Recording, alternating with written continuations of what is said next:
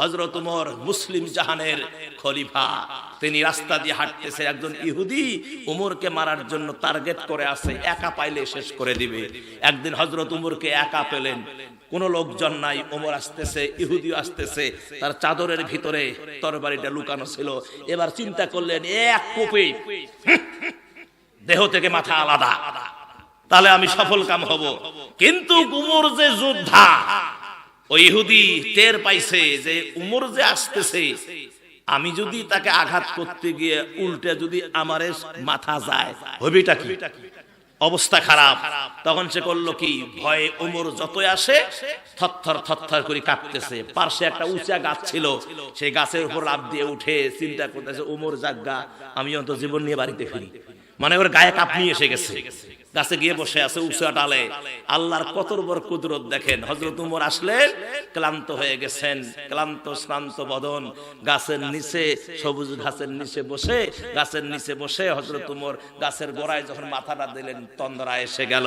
এখন ওই শয়তান ইহুদি চিন্তা করলো, ঘুমের মানুষ তো মরার মতো, আমি যদি নেমে তরবারি ব্যবহার করি তাহলে উমর টের পাবে না। নামতেছিল, হঠাৎ করে দেখে পাহাড়ের পাদদেশ থেকে একটা বাঘ ধা ধা করে আসতেছে। আবার গিয়ে উঁচায় ডালে বসলেন।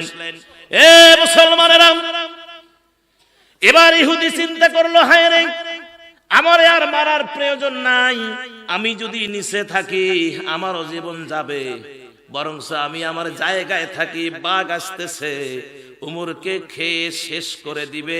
এখান থেকে আমি তামসাটা দেখি, উমরকে কেমনে কেমনে খায়, কলিজা কেমনে কেমনে বাহির করে, এখান থেকে দেখার কথা। ওরে আমার মুসলমানেরা, এমন স্বর্ণের মানুষ হযরত উমর। বাঘ দেখলো উমর যেখানে শুয়ে আছে, গাছের পাতার ফাঁক দিয়ে চোখের উপর রৌদ্রের ঝিলিক পড়তেছে। উমরের ঘুমের কষ্ট হয়, ডিস্টার্ব হয়।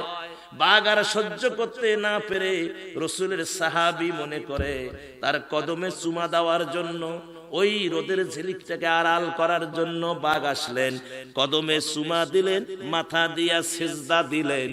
যখন পিঠ দিয়া ওই আলোটাকে, রশ্মিটাকে এরকম করে ধরলেন, যখন ওই সূর্যটা একটু হেলে গেল, যখন আর রোদ লাগে না, বাঘ উমরের কদমে চুমা দিয়া আবার চলে যাচ্ছেন তার গন্তব্য স্থানে।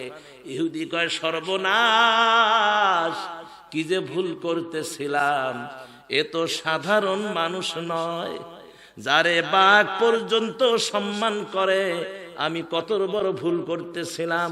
তাড়াতাড়ি করে গাছ থেকে নেমে হযরত উমরের পায়ে তরবারিটা রেখে তাকে জাগ্রত করে ঘটনা খুলে বললেন।